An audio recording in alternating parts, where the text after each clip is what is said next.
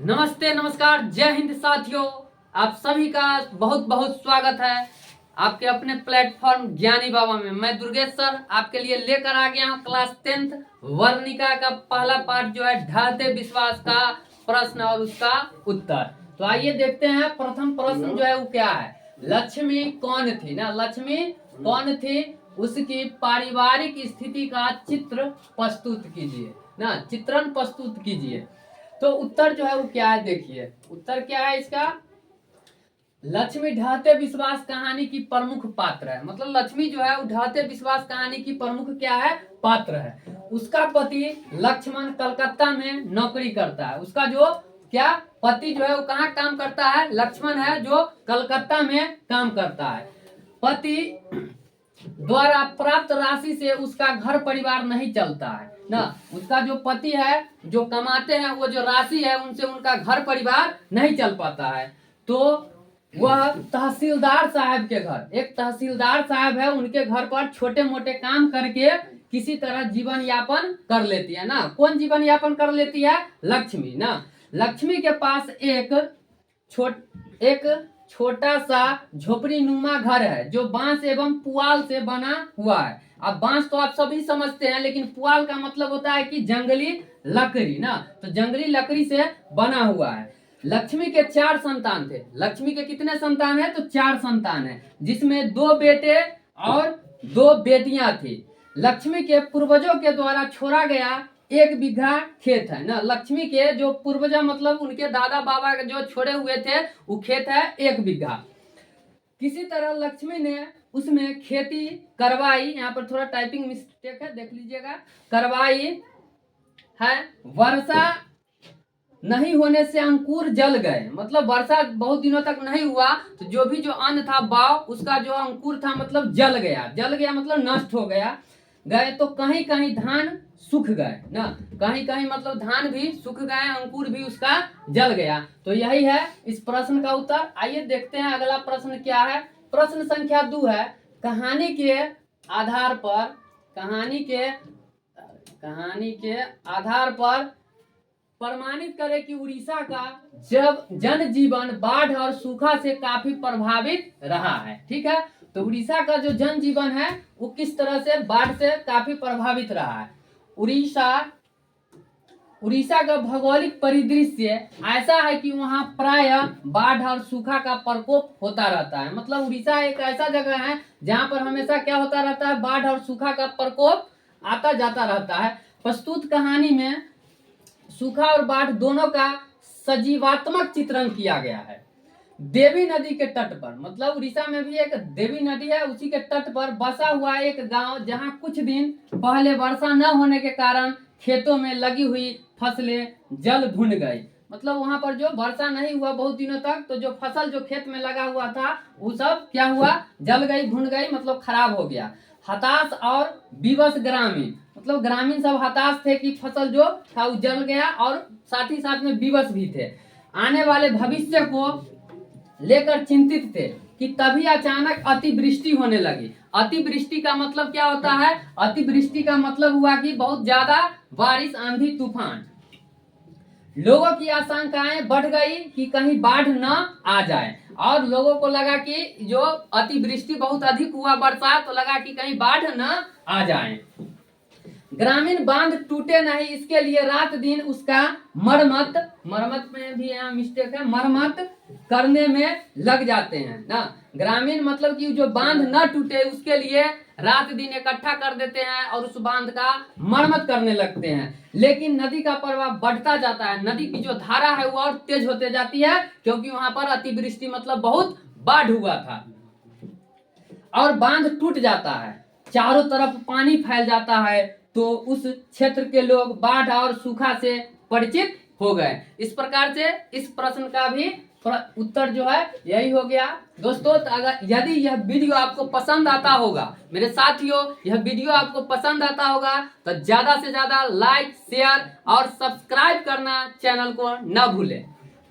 आइए देखते हैं अगला प्रश्न क्या है। प्रश्न संख्या 3 में है क्या, कहानी में आए बाढ़ के दृश्य का चित्रण अपने शब्दों में प्रस्तुत कीजिए ना। क्या कह रहा है प्रश्न कि कहानी में आए बाढ़, जो एक कहानी है ढहते विश्वास, इसमें जो बाढ़ है उसका दृश्य का चित्रण अपने शब्दों में करना है।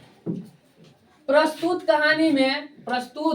कहानी में आए हुए बाढ़ का चित्रण बहुत ही त्रासदीपूर्ण है, मतलब कि बहुत ही भयानक है। देवी नदी के किनारे स्थित लक्ष्मी का गांव प्राय बाढ़ की चपेट में आ जाता है। लक्ष्मी का जो गांव है वो देवी नदी के कहाँ है, तट पर है, किनारे है। लगातार वर्षा होना लक्ष्मी को अंदर से झकझोर देता है, मतलब लक्ष्मी को अंदर से ही झकझोर देता है, मतलब कि उसको अंदर से टूट जाती है।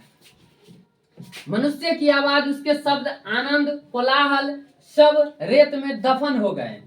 दलई बांध टूटने से ना, वो जो बांध था उसका नाम क्या था, दिलई बांध। तो टूटने से नदी का पानी चारों तरफ फैल गया। जब बांध टूट गया तो नदी जो है वो नदी का पानी जो है वो चारों तरफ फैल गया। चारों तरफ चित्कार सुनाई पड़ती है, मतलब हाहाकार हो रहा था। जैसे कि गांव घर में भी बाढ़ आता है ना, तो बाढ़ के मौसम में क्या होता है, बाढ़ आया आदमी सब इधर से उधर भागने लगते हैं ना, हो हल्ला होता है बहुत सारा। किसी तरह अपने बच्चों को लेकर वह दौड़ पड़ती है। धारा में उसके पैर उखड़ जाते हैं। धारा में मतलब कि जैसे कि पैर है ना, तो उखड़ जाना का मतलब क्या हुआ कि फंस जाना पानी में। गांव देहात के जो बच्चे होते हैं वो अच्छा से इस बात को समझते हैं ना।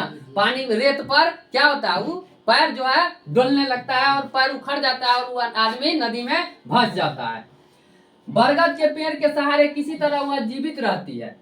बरगद के पेड़ के सहारे, उसी में एक बरगद का पेड़ था जिसको पकड़ के वो किसी प्रकार से जीवित रहती है, लेकिन एक जिंदा लाश की तरह ना। जब मानिए कि अगर चारों तरफ पानी हो, अगर कोई पेड़, हम पेड़ में रहेंगे तब तो क्या है कि हमारा जिंदगी का कोई ठिकाना ही नहीं रहेगा। तो उसमें भी जिंदा है लेकिन एक लाश की तरह जीवित रहती है। अच्छा, वह अपने छोटे बेटे को ढूंढने लगती है ना, यहाँ पर ढूंढने लगती है जो शायद पानी में बह गया ना। उसका बेटा जो था छोटा, वो पानी में बह गया था। हिम्मत हार चुकी वह पेड़ की शाखा प्रशाखा की जोड़ में फंसे एक छोटे बच्चे को उठा लेती है, लेकिन वह हिम्मत तो हार चुकी है, फिर भी उसके जो पेड़ पौधे की शाखा प्रशाखा है उसमें एक बच्चा जो फंसा हुआ है उसको वो उठा लेती है। वह उसका बेटा नहीं है, फिर भी वह उस नन्हे से बच्चे को अपने स्तन से सटा लेती है, मतलब अपने सीने से उसको सटा लेती है। ठीक है, इस प्रकार से इस प्रश्न का जो है उत्तर यही है। आगे देखते हैं अगला प्रश्न क्या है। अगला प्रश्न है, कहानी के शीर्षक की सार्थकता पर विचार करें ना। कहानी की जो शीर्षक है, जैसे कि इसका शीर्षक क्या है इस कहानी का, तो ढहते विश्वास है, तो इसमें ढहते विश्वास ही इस कहानी का शीर्षक क्यों दिया गया ना। तो आइए हम लोग देखते हैं, किसी भी कहानी के शीर्षक का चयन रचनाकार मुख्यतः ना, मतलब किसी भी कहानी का जो शीर्षक है जो रचना करते हैं ना, उसको रचनाकार करते हैं। मुख्यतः घटना, पात्र, घटना स्थल, उद्देश्य एवं मुख्य विचार बिंदु के आधार पर करता है ना। कहानी का शीर्षक इस कहानी के मुख्य चरित्र से जुड़ा हुआ है। पूरी कहानी पर लक्ष्मी की व्यक्तित्व छाया बिखरा हुआ है ना। पूरी कहानी में जो है लक्ष्मी का ही चर्चा है अधिक बिखरा हुआ है। मेहनत करने वाली लक्ष्मी पति से दूर रहकर भी अपना भरण पोषण कर लेती है ना, मतलब लक्ष्मी अपने पति से दूर रहकर भी अपने 2 बेटे और 2 बेटियां की लालन पालन पोषण मतलब कर लेती है। लगातार वर्षा होने से उसका आत्मविश्वास ढहने लगता है, मतलब लगातार वर्षा होता है तो उसका जो आत्मविश्वास है वो ढहने लगता है, डगमगाने लगता है ना। उसके भी अंदर एक डर सा समा जाता है। बीती हुई बातें उसे याद आने लगती है, जो बात पहले बीत चुकी है वो भी उसको अब याद आने लगता है। कथाकार ने कथानक के माध्यम से कहानी के तत्वों को सुंदर रूप से नियोजित किया है, मतलब सुंदर तरीके से इसको सजाया है। बाढ़ आने के भय लक्ष्मी एवं उसे गांव के लोगों का जैसे आत्मविश्वास खो जाता है।